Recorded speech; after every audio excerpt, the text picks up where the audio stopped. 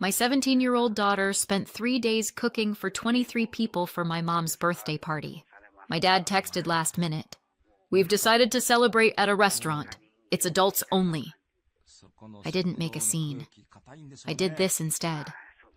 15 hours later, the door started shaking. It was 10 minutes before people were supposed to start arriving when I got the text. I was standing in the doorway of the kitchen, trying not to cry over a beet salad. Not because of the beets, though they do look vaguely like something you'd pull out of a surgery tray, but because my daughter was bouncing around the kitchen like her entire future depended on whether Grandma liked her lavender glaze. And maybe it did. In her head, anyway. Ava had been up since 5 a.m. That wasn't an exaggeration or a dramatic flare. I heard her alarm go off. She'd already baked, prepped, frosted, stirred, burned one thing, then remade it, and steam cleaned the floor once because it was, in her words, giving health inspector energy. The table was set for 23 people. Handwritten name cards, fresh flowers, printed menus. The whole room smelled like thyme, butter, and something sugary I couldn't identify. It smelled expensive. Ava had curled her hair. Her apron was clean. She was glowing in that tired, adrenaline-fueled way you only see in cooking competition finalists and brides with second thoughts. And then my phone buzzed. Group chat. Family thread. The one we usually used for things like Happy Easter and blurry pictures of someone's casserole. It was from my dad. "We've decided to celebrate at a restaurant. It's adults only." No punctuation. No apology. Just that. At first, I thought I misread it, or that it was a joke. Ava had just pulled a tray of sugar-free pear tarts out of the oven for Grandma's diabetic neighbor. She was humming. I stepped out into the hallway like I was going to answer a call. I wasn't. Not yet. I just needed to stop my hands from shaking first. I stared at the message. "We've decided." Not I. We. I called my dad first. It rang twice. "Hey," he said, sounding cheerful. "You get the message?" "You're not coming?" I asked. My voice was steady, but only because my body had already entered some kind of survival trance. No, we changed plans. It was just easier this way. We're already here." "You're at the restaurant right now?" I asked.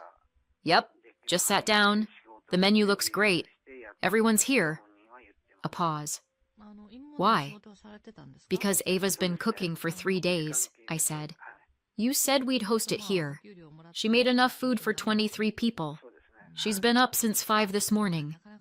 He was quiet for a second. "Oh, well, tell her not to take it personally. She can freeze the leftovers, can't she? Gotta go. Waiter's here." Click. I stared at the phone. Then I called my mom. She picked up and said hello, like nothing was on fire. "Did you really just not come?" I asked. There was a sigh on the other end. "Honey, don't start. We just thought it would be more convenient. And honestly, we didn't want to risk anyone getting sick." "Sick?" "She's 17, Jenna. It's sweet, but it's not exactly safe to serve that many people food cooked by a child. What if someone got food poisoning?" "She's not 5. She's taken classes. She built a menu. She sanitized everything. She even made diabetic options." "Well, that's nice," she interrupted. "But it's not real cooking. Not like at a restaurant." I hung up. I didn't trust myself not to scream. I called my sister next. Not because I expected better, but because part of me hoped maybe, just maybe, she didn't know. That maybe she'd been left out of the decision. She hadn't. "Oh, Jenna," she said. "Don't guilt everyone over this. She's crying. She's dramatic. She's exhausted. She's 17. She needs to learn that not everything is about her. She made food for 23 people, and none of us wanted to be her test subjects." The way she said test subjects made my jaw tighten, like Ava was some little rat in a home ec maze. I hung up mid-sentence. I didn't care what she was about to say. I stood there for a second, trying to remember how to breathe. Behind me, Ava was still talking. Do you think the pomegranate glaze is too sweet? I didn't want to overdo it. Also, is the lighting too warm? I wanted everyone to feel like it was a real restaurant, but not like fake fancy. And, Mom? She stopped. I turned. My face must have said too much because she stopped mid-sentence. Her eyes flicked down to the phone in my hand. Then she took it. I didn't stop her fast enough. Her thumb opened the group chat. Her eyes scanned. Then she saw the photo. A big, long table. Glasses clinking. My sister's kids, who are barely 18, smiling at the camera with plates already full. My mother beaming. My father holding up a wine glass. Ava stared for a second too long. Then she hit call. Grandma? She said. I couldn't hear the other side, but I saw her nodding, and then not nodding. Her face crumpled in on itself like someone had stepped on her chest. She didn't wail. She didn't sob. She just let the tears fall slowly, like something inside her had given up, like she was embarrassed even to cry over it. I reached for her, but she stepped back. She put the phone down gently, like it was glass. Then she turned toward the cake. It was gorgeous. 3 layers, piped rosettes. Happy 67th, Grandma, written in dark chocolate. She stared at it, said nothing. I stood there, useless. And then I thought, no, not this time. Not again. I didn't know what I was going to do yet, but I knew I wasn't going to let them be the ones who defined her moment, or ended it. Not without seeing what happened next. I used to think the worst kind of pain was seeing your kid cry. Turns out it's watching them try not to, because they don't want to make you feel bad. That night, after everyone else was clinking glasses at a restaurant, I stood in the hallway outside her bedroom, holding a plate of untouched roast duck and wondering how the hell we got here. Of course, deep down, I knew exactly how we got here. It started when I was born. And no, I'm not being dramatic. I was the second daughter, 2 years younger, unplanned. My mom never actually said the word mistake, but she didn't have to. She said things like, "We thought we were done after your sister," and "You were a surprise, but a sweet one," which translated into plain English means, "We didn't want another one, but we're making do." My sister was everything they wanted. Graceful, outgoing, blonde. She could spin in a circle and land applause. I could take apart a broken fan and rebuild it to run better, but all that got me was a lecture about not touching man things. She took ballet. I took apart a toaster once and got grounded for destroying appliances. They paid for every dance class, every recital, every gold-sequined fever dream. When I asked if I could do a weekend handwork course, leatherworking, I think, it was, "We don't have money for that. Besides, what would you even do with it?" What I did was turn it into a business. Years later, I run a small but successful company that makes custom handmade home goods. My husband works with wood. Together, we make decent money. Nothing fancy, just solid, honest work. My parents still call it a nice little side thing. Meanwhile, my sister has 2 degrees in literature and dance, and about as much job stability as a sneeze in a wind tunnel. She's lovely, though. Still elegant, still adored, and because the universe has a sense of humor, I still help her out financially from time to time. Quietly, without comment, because that's what I do. I pay for the things no one thanks me for. Birthdays, travel costs, the occasional broken water heater at my parents' house, all quietly absorbed by the bank of, well, Jenna's doing fine. They treat my money like community property and my opinions like spam mail. And then came Ava, my daughter, my heart, my karma in the very best form. She's like me, but bolder. Niche interests, sure, but zero apologies. Her hands are always flour-dusted or sticky with some sauce she's inventing. She once cried because her hollandaise lacked emotional depth. I have no idea what that means, but I love her for it. Ava wants to be a chef, not likes to cook. Wants to be a chef. She reads restaurant reviews the way other kids scroll TikTok. She talks about mise en place like it's a philosophy. She's already planning which culinary school to apply to and whether she wants to specialize in patisserie or savory. She's 17, and just like they did to me, the family keeps trying to smother that fire. Oh, it's cute that she likes to play in the kitchen. You'll grow out of it. She's too sensitive to work in that industry. Maybe she should consider something more academic, like her aunt. Right, because crippling debt and no income is what we're aspiring to now. I've watched Ava bite her tongue more times than I can count. Once, after a family brunch, she went into the bathroom and stayed there for 20 minutes. I found her later wiping her eyes and blaming it on an onion she'd chopped 6 hours earlier.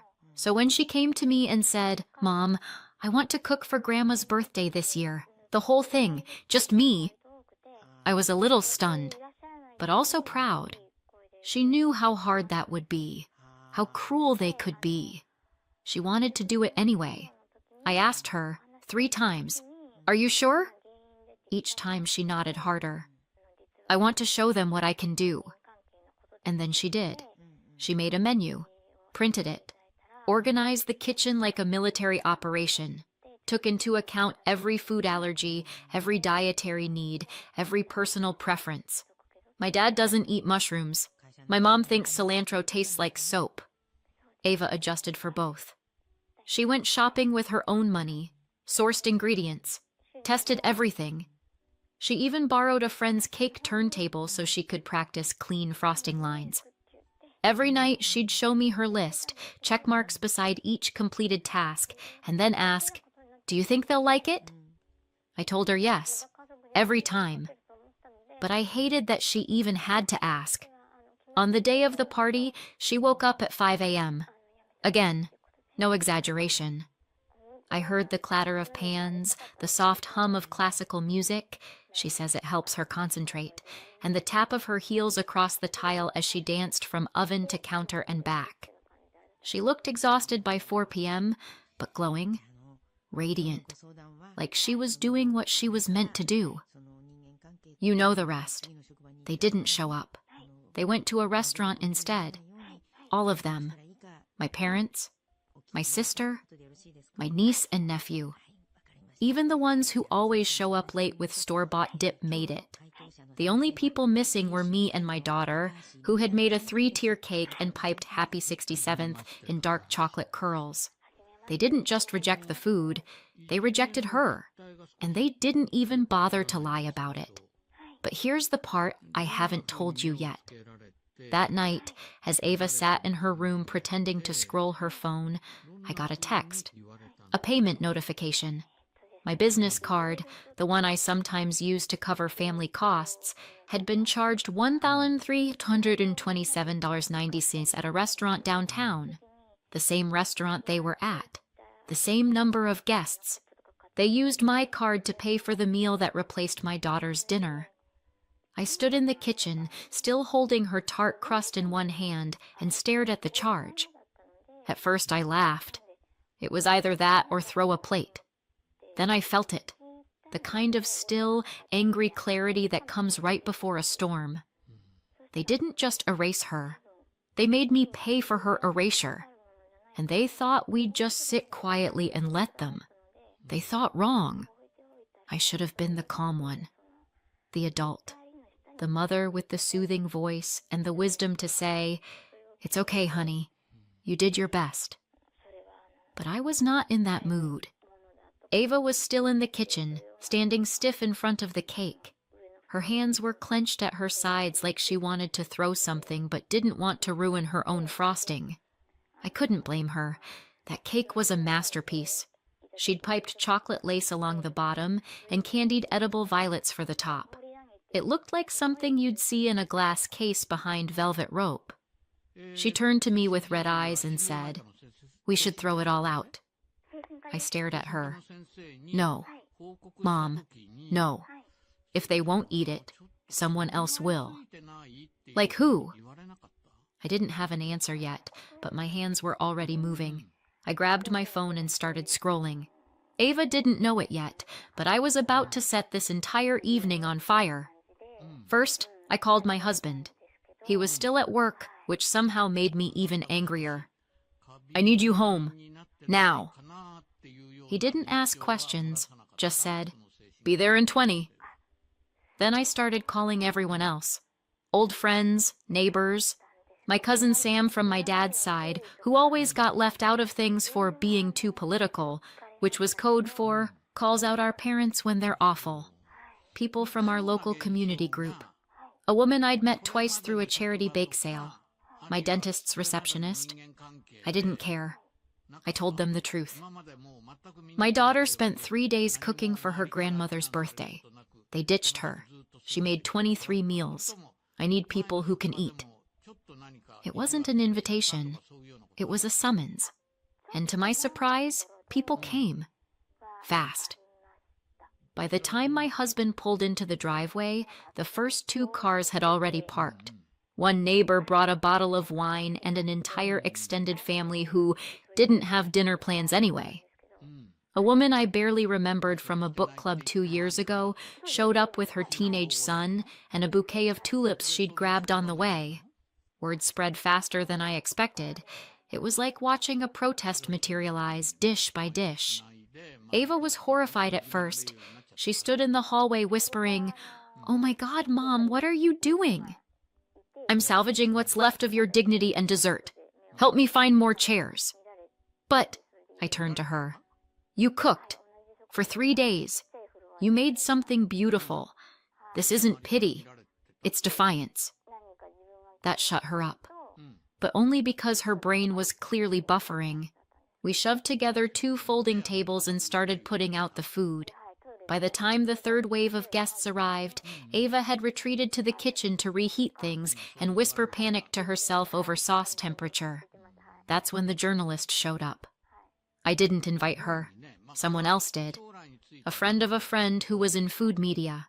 She walked in with a small camera bag and a huge appetite for drama. "I heard what happened," she said. "Is it okay if I taste a few things?" I looked over at Ava, who was standing frozen by the oven, eyes wide. She looked like someone had just asked her to sing on live TV while holding a souffle. I said yes for her, and handed the journalist a plate.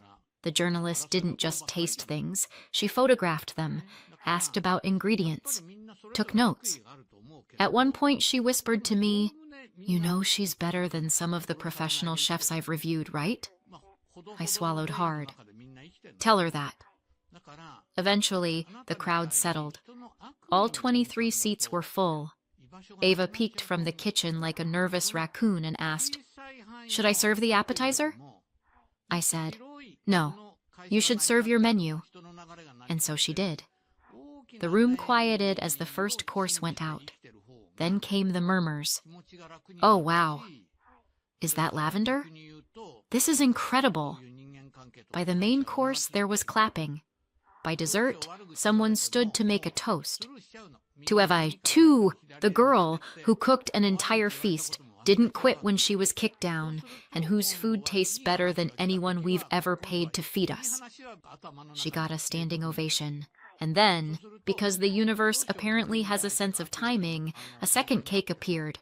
Not hers, a store-bought thing someone brought as backup. But they insisted Ava cut hers. She did. She smiled.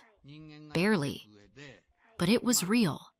And I let myself breathe. But the night wasn't over. At 2 a.m., I was still awake when I got the text. It was a link. From the journalist. A feature-length article already live. The birthday that wasn't, how a teen chef cooked for 23, was abandoned and ended up hosting the most memorable dinner of the year. The article didn't just praise Ava's food, it told the story. The full story, how her grandmother's birthday was supposed to be at our house, how Ava cooked everything herself, how the family decided, without notice, to go to a restaurant instead, and how they used my card to pay for it. They didn't name my parents, but they did name Ava, and they made sure readers knew exactly who had stayed and who had left her behind. I stared at the screen in shock. Then I checked the comment section. It had already started. She's amazing. Where can I eat her food? Who leaves their own granddaughter like that? I looked at Ava, who had fallen asleep on the couch, still in her apron, hands curled like she was still holding a spatula, and I knew this wasn't the end of it. Not even close. Because that article was already making waves, and some people wouldn't like what it stirred up. There's a special kind of silence that happens right before someone knocks on your door in rage. You don't hear footsteps, or a car, or shouting, just stillness, like the air itself knows to hold its breath. I was washing dishes when it happened. Half the cake was still in the fridge. I was humming something under my breath and letting myself feel the tiniest drop of peace when bang, bang, bang. I dried my hands, peeked out the window, and almost laughed. They really came. My parents were standing on the porch in matching windbreakers, both fuming like unpaid actors in a courtroom show.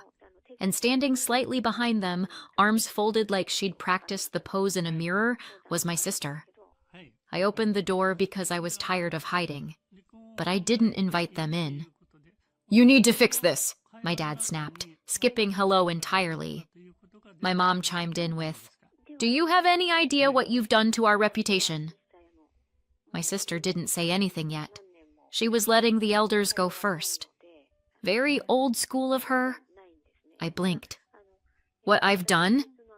They shoved past me before I could stop them. Into my hallway, into my kitchen, into my home. Like they still thought they had some kind of authority here. "You told the media we abandoned Ava," my mom hissed. I crossed my arms. "I didn't tell them anything. A journalist came, tasted the food she made, heard what happened, and wrote about it. Honestly, I think they went easy on you." My dad jabbed a finger toward me. "You think this is funny? Everyone at church read it. Our neighbors read it. My golf group won't even reply to my messages." I raised one eyebrow. "Devastating." That's when my sister stepped forward. "You need to tell them it wasn't true," she said, her voice trembling with manufactured calm. "You need to say it was exaggerated, that it was taken out of context." I stared at her. Taken out of context? Did someone hack your thumbs and send that text from the restaurant? Did I imagine the $1,300 charge on my card? Did Ava hallucinate the photos you all posted from the dinner? My mom's voice cracked. "She made us look like monsters." "No," I said quietly. "You did that yourselves. She just cooked." That's when the volume went up. They weren't even talking to me anymore. They were talking at me, around me, through me. "She's just a child, and she's already learned to weaponize the internet." She humiliated her grandmother for attention. "You raised her wrong." She's dramatic. She's ungrateful. And then, this one hit me like a slap. My mom turned toward Ava, who had quietly walked into the hallway behind me, and said, "You should be ashamed of yourself." I didn't remember moving. One second I was in the doorway. The next I was standing square between them and my daughter. That's when my husband walked in. He didn't even ask what was happening. He just saw their faces, saw Ava's tears, and stepped in like a bouncer. "Out," he said. My dad laughed. "This is a family matter." "No, this is my home. You came here to scream at a 17-year-old girl who made you dinner. You don't get to hurt her twice. Not today. Not ever." He didn't raise his voice. He didn't have to. They stood there for a moment, fuming, rattling, deflating. Then my sister muttered something about legal action and stormed out. My parents followed. Slam. Silence. Ava was still standing behind me, silent, rigid. I went to hug her, but she turned toward the living room window. There were phones pointed at our house. 3. I leaned closer and saw the source. Our neighbor from across the street, Jeff, standing on his front lawn with a stunned expression. The same Jeff who runs the local Facebook group and live-streamed our last neighborhood BBQ. Of course. I gave him a wave that said both hello and, "I will set your compost bin on fire if you post this." Too late. That evening, a video appeared online. Title: The grandparents from that viral teen chef story just showed up at her house and screamed at her. Watch what they said. The internet did what the internet does. It lit a match. The comments were brutal. Imagine being this bitter over a cake. They sound like they're auditioning for villains in a Hallmark movie. Who yells at a kid who cooked them dinner? One comment just said, "This is why some of us cut off our families." That night, before I blocked my parents, I saw the final round of texts. First, "You've ruined us." Then, "We'll take legal action if you don't issue a correction." Then, "This is elder abuse." Right. I didn't reply. I blocked all of them. My parents, my sister, their side of the group chat, and I deleted the card they'd used to pay for that dinner. That particular act of financial betrayal wouldn't happen again. Later, I posted something simple. Not a rant, not a call-out, just a sentence. We stand by every word, and we're done protecting people who hurt our daughter. I expected backlash. What I got was support. Old friends messaged me. Strangers messaged Ava.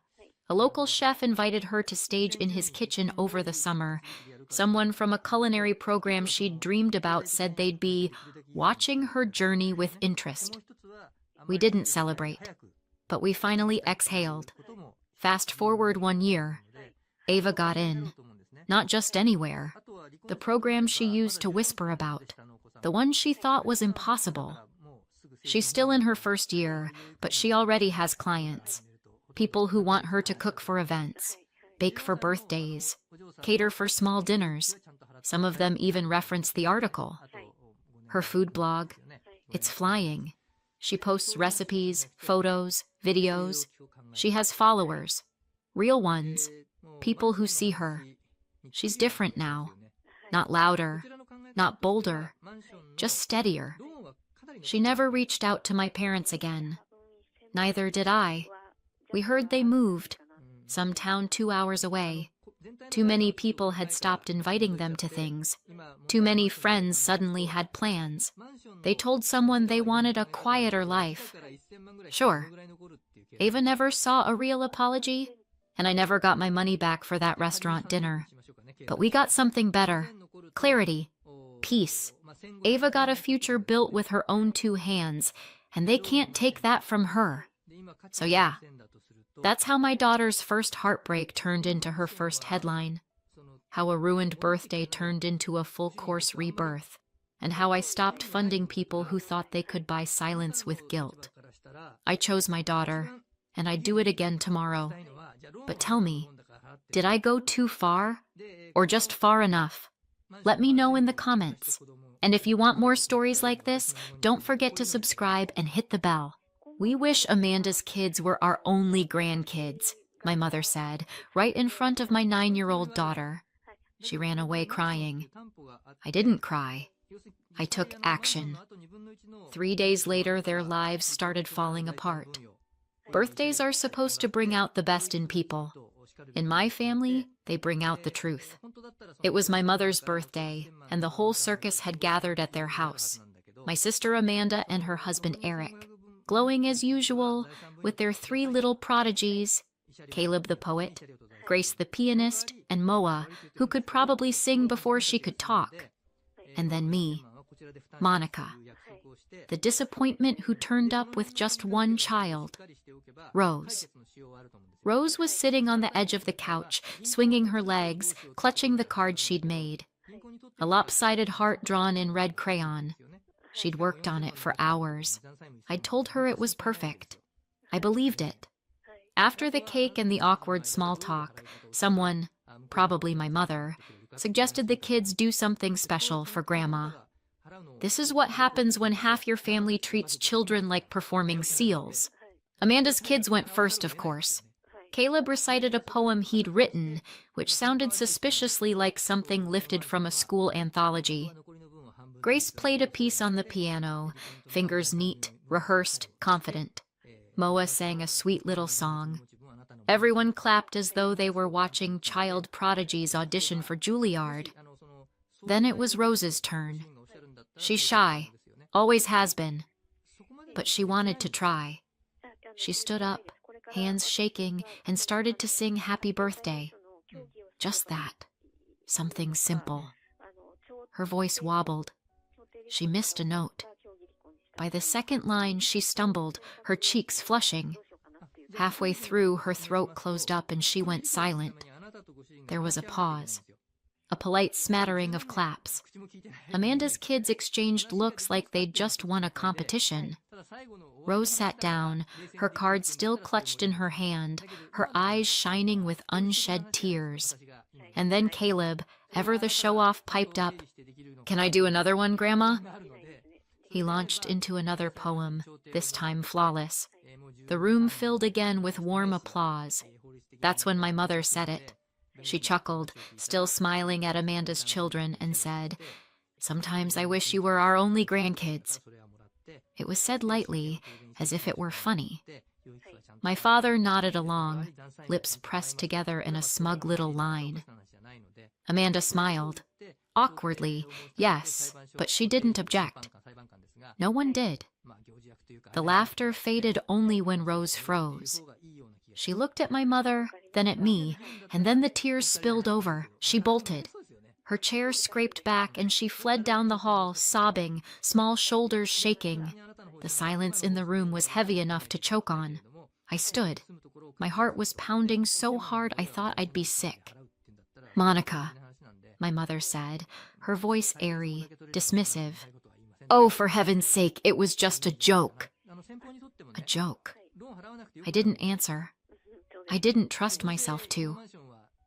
I walked down the hall, found Rose curled up on the floor, clutching her crayon card against her chest.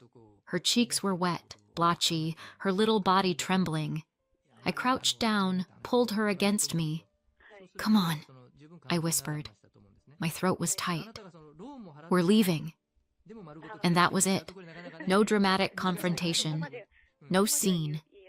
Just me, my daughter, and the door. We walked past the dining room. Amanda's kids sat stiffly, my father stared at the table, and my mother's smile had curdled into something brittle. The cake sat untouched. No one stopped us. Outside, the air was cool.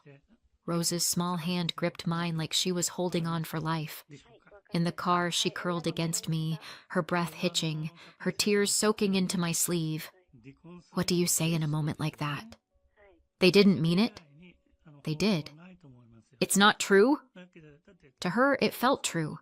To me, it was just confirmation of everything I'd known my whole life. So I said the only thing I could. You are everything to me. You hear me? Everything. She nodded against my shoulder, but she didn't look convinced. I started the car. My mother's voice still echoed in my head. Light, careless, cruel. Sometimes I wish you were our only grandkids. They thought it was a joke. They thought it would blow over. They had no idea. Because to my daughter, it wasn't a joke. It was a wound. And to me, it was the final straw. They had no idea yet. But soon, their lives would start to fall apart. People like to say all children are blessings. My parents never got that memo. I was born when they were barely 18, still kids themselves. I wasn't planned, I wasn't wanted, and though they never came right out and said it, I felt it in every glance, every sigh, every joke. "You owe us, Monica," my dad would laugh. "We could have been in college if it weren't for you. You cost us everything." my mom would add with a smirk, always framed as humor, always followed by a chuckle. But I knew. Even at 6 years old, I knew those weren't jokes. And then, a few years later, Amanda came along. The golden child. She was the one they chose, the one they wanted when they were older, married, settled. She got the balloons and the photo albums and the applause. I got the hand-me-downs from cousins and the guilt trips. That was the story of my childhood. Amanda sparkled, I survived. So I made myself a promise. If I couldn't be wanted, I'd be undeniable. In our family, nobody studied. We were working class through and through, but I buried myself in books like my life depended on it. Because it did. Every test, every grade, every scholarship application was a ladder rung out of the pit. And when I landed a full ride to law school, I thought maybe, just maybe, I'd finally done something worthy of pride. They didn't have to pay a dime. They were relieved. One less burden, I overheard my mother say. Imagine your child winning a scholarship and your first reaction being relief you're not on the hook. Still, I thought, maybe once I'm a lawyer, once I'm successful, they'll see me differently. Because our parents ran a delivery company. Just a couple of vans, but enough headaches to last a lifetime. Licenses, permits, inspections. Things they never got right. I grew up listening to them grumble. If only we had a lawyer in the family, we'd be safe. So I decided, fine. I'll be that lawyer. I'll be the one who saves us all.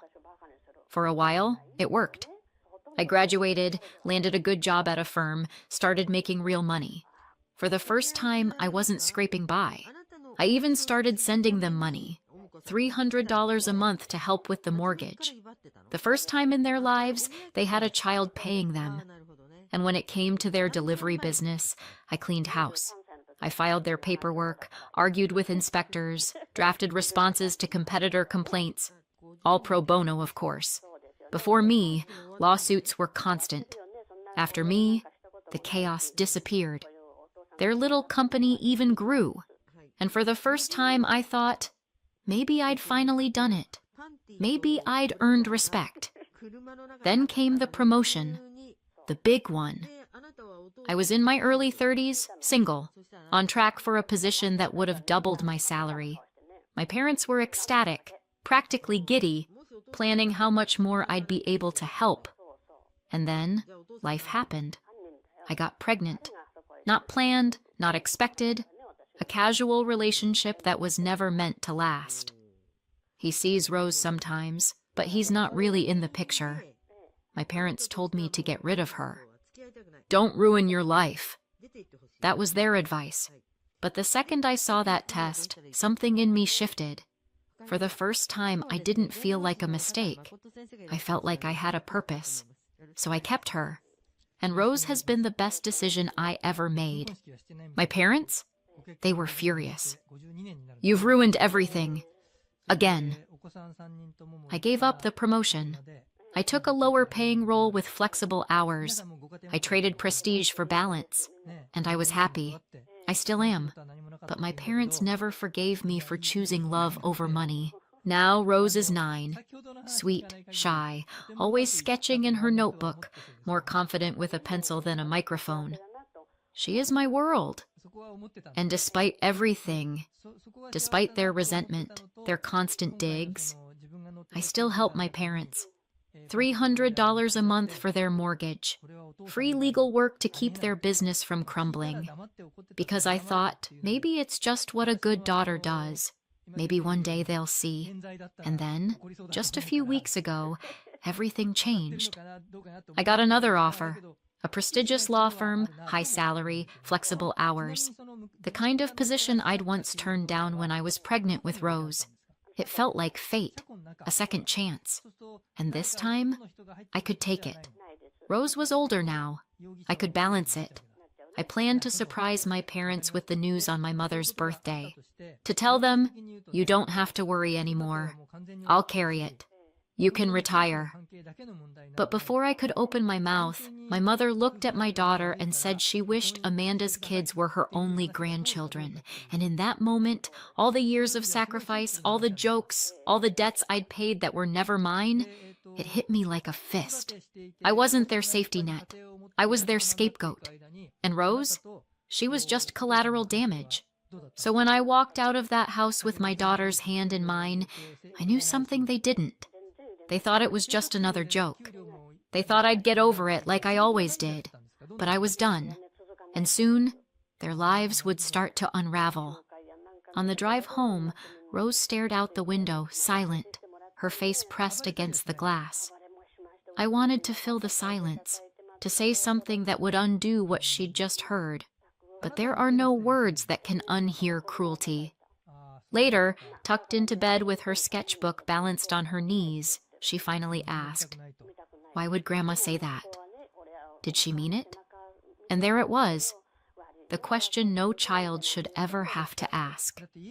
I sat down beside her. What she said was wrong. It was cruel. And no, it doesn't matter if she thought it was a joke, because it wasn't funny. Her chin trembled. But she looked like she meant it. She was wrong, I said firmly. What matters is you. You are amazing, and I will never let anyone make you feel like you're less than that. It wasn't a speech. It wasn't flowery, but it was the truth, and she needed to hear it. That night, once Rose was asleep, I opened my laptop and pulled up my banking app. My thumb hovered over the button, just for a moment, before I pressed it. Cancel recurring transfer, $300 per month. Confirm. It was almost laughably easy.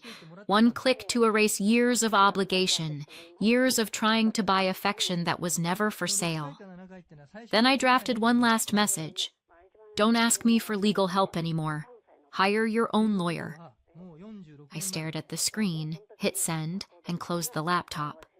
The next morning, my phone buzzed. Mom, we'll talk when you've calmed down. Dad, don't do anything rash. You'll regret it. I muted the thread. By that evening, the texts had shifted. Mom, the license renewal's due. Can you just file it? Takes you 5 minutes. Amanda, hey, can you do Dad a quick favor? It's important. I put the phone face down. The silence stretched on for days, punctuated by pings I ignored. Then the desperation set in. Dad, if we miss this deadline, we'll get fined. Please, Monica. Mom, answer your phone. Stop being childish. Just do the paperwork. Childish. The irony almost made me laugh. I let them stew, let the calls pile up. Voicemails stacking one on top of another, each one a little tighter, a little more frantic. Finally, after 4 days of silence, I answered. Not with a call, with one text. Hire a lawyer. I'm done. An hour later, my phone rang again. I let it go to voicemail, then again, then again. On the 10th call, I picked up. What is wrong with you? My mother snapped. You can't just cut us off. I already did, I said. My father's voice barged in, heavy and indignant. We raised you. We gave you everything. I almost laughed. Dry, bitter. And I've been paying it back ever since. But my debt is over. You're ungrateful, Mom hissed. No, I said. I'm free. And I hung up. That night, Rose sat at the kitchen table, sketching with a seriousness I usually only saw when she was trying to get her math homework perfect. She pushed the paper toward me shyly. It was a drawing of a girl holding a paintbrush, standing taller than a mountain. That's you? I asked. She nodded. I wish I could go to that art school. The one Grace's friend goes to, but it costs too much, right? I looked at her drawing again, the girl who was taller than mountains. Not anymore, I said. She blinked at me. What do you mean? I smiled, the first real smile I'd felt in weeks. I figured out a way. "You're going to that school." Her face lit up. For the first time since my mother's words, Rose smiled wide, unguarded, pure joy spilling across her face. It was the look of a child who believed again. If you'd asked my parents why I stopped helping them, they'd have given you a very simple answer. I got snobby. That's the word they used. I heard it secondhand through my aunt, who called one morning with her voice dripping with false concern. "Sweetheart, your mother says you've changed since that big job offer. That you think you're too good for us now." Too good. I almost laughed. This from the same people who once told me keeping Rose was the worst mistake of my life. "They left out the part," I said flatly, "where they told Rose they wished Amanda's kids were their only grandchildren." There was a pause. A long one. Then my aunt whispered, "They said that?" Yes. And just like that, the gossip chain shifted. Because while my parents were busy spinning the story of how their ungrateful daughter had abandoned them for money and prestige, I was quietly planting the truth. And the truth, as it turned out, had sharper teeth than any rumor. The calls started. Cousins I hadn't heard from in years. One of Amanda's in-laws. Even my father's brother, who barely remembered my birthday most years. "Why'd you cut them off?" they all asked, voices hushed, like we were discussing a crime. So I told them. Not angrily, not dramatically. Just the plain truth. At my mother's birthday, they told Rose they wished Amanda's kids were their only grandkids. Silence. Then outrage. "Poor Rose," one cousin gasped. "She's only 9. "Unbelievable," muttered another. And just like that, my parents' carefully built story of the snobby lawyer daughter began to crumble. Some relatives still whispered that I should forgive and forget. But most, they started looking at my parents differently, and my parents knew it. Then came the call that changed everything. It was a friend from work, someone I'd confided in weeks before the birthday party.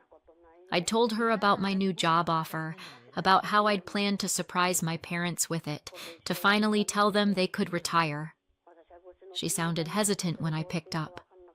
"Monica, I think I might have messed up." My stomach tightened. "What happened?"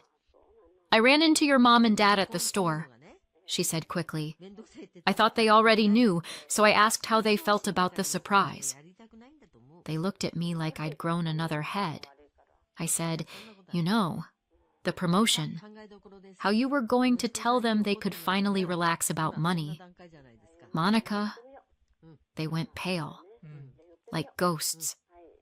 I closed my eyes, the image clear in my mind. My mother clutching her shopping cart, my father's mouth going slack, both of them realizing in one instant what they had thrown away. "They didn't know," I said. "No," my friend said softly. And the way they looked, I think they realized what they lost. And that's when the desperation kicked into overdrive. The texts that once demanded turned syrupy. "We miss you. Let's talk. It was just a joke. We didn't mean it. Family makes mistakes. We can fix this." And then, one Saturday afternoon, the doorbell rang. I opened it to find my parents standing there, holding the most ridiculous cake I'd ever seen. It was massive, covered in pastel frosting, with "To Our Favorite Granddaughter Rose" piped across the top in shaky pink icing. If insincerity were an Olympic sport, they'd have been taking home gold. My mother's smile was stretched so tight it looked painful. "We made this for Rose," she announced brightly, "to show her how much we love her." I almost laughed. Not because it was funny, but because it was so off-key it hurt. Normal grandparents insist they love all their grandchildren equally. But mine? They decided to crown a favorite overnight, as if that erased the fact they'd wished she didn't exist. I leaned against the doorframe, arms crossed. "Rose isn't home." Their faces flickered, but my father rallied. Then let her see it later. We just want to make things right. Right? After telling my daughter she wasn't wanted, they thought a cake with bad icing and fake smiles could erase it. You didn't come here for Rose, I said evenly. You came here for my money. That cake won't buy your way back. My mother's smile faltered. My father tightened his grip on the cake box like it was a lifeline. Please, my mother whispered, the desperation finally cracking through. Just let us in. No, I said. Take your cake and leave. And that's what they did. Two humiliated figures walking down my driveway, clutching their sugary bribe. The business collapse came next. Slow at first, then all at once. First, they missed a license renewal. A small fine. Annoying, but survivable. Then came the compliance audit. Missing forms, incorrect filings. The kind of paperwork I used to handle in my sleep. The fines doubled. A month later, a competitor filed a complaint. My parents tried to handle the hearing themselves. I heard later from a relative who'd sat in. They stumbled over legal jargon, contradicted themselves, practically handed the case to the other side. The penalties wiped out their savings. By the end of the year, the delivery company was finished. Amanda, who had been counting on inheriting the business, was left with nothing but debt. And without my $300 a month, without their safety net, my parents fell behind on the mortgage. Within months, the house was gone. Meanwhile, my life bloomed in contrast. Rose thrived at her new fine arts school. One afternoon, she came running out with a drawing clutched in her hands, breathless. Mom, they put mine on the board. The teacher said it's one of the best in the class. For once, my child's work wasn't brushed aside. For once, she was celebrated. At work, I was thriving too. The new firm gave me cases that challenged me, colleagues who respected me. I wasn't just surviving anymore. I was finally where I belonged. And then there was Daniel, a widowed father I met at Rose's school. His daughter loved drawing too, and soon playdates turned into conversations, conversations into dinners. For the first time in years, I felt something I thought I'd lost. Possibility. I sometimes thought about the cake, about the look on my parents' faces when they realized I wasn't letting them in. I thought about my friend's voice on the phone, describing how pale they'd gone when they realized what they'd thrown away. And the truth is, it hurt. Because I really had been ready to give them everything. I'd been ready to take care of them for the rest of their lives. But instead, they chose a joke that wasn't a joke. They gambled, and they lost.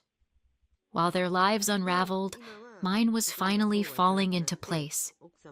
They had bet everything on me always being their safety net. And when they lost me, they lost everything. Fast forward a year. Rose is unrecognizable from the shy girl who once stumbled through a birthday song. At her fine arts school, her drawings hang in the hall, and she talks about colors and brushstrokes with the kind of confidence I used to dream she'd have. Watching her walk into that building every morning, head high, is worth more than every cent I ever wasted on my parents. My own life looks different too. The new firm became home. The promotion wasn't just a title. It gave me stability, respect, and the freedom to choose my own future. And Daniel? He's no longer just the widowed dad I met at drop-off. He and his daughter Lily moved in with us a few months ago. When I was a kid, I always imagined I'd have 2 children of my own one day. Then life happened. By the time Rose was born, I was single and staring down 40. I told myself that dream was over, that she would be my only, and I was grateful for her. But still, in quiet moments, I grieved the family I thought I'd never have. Now, somehow, that old dream came true in a way I never expected. Rose and Lily, Daniel's daughter, are like sisters, rooms side by side, covering the walls with drawings, whispering to each other at night until they fall asleep. And Daniel and I get to raise them together, a team. As for my parents, word travels. They rent a small apartment now, a far cry from the house they once bragged about. The business is gone. Amanda's bitterness is legend, and the relatives who used to defend them keep their distance. Everyone knows the story. The grandparents who told a child she wasn't really wanted. That's the legacy they built. So what do you think?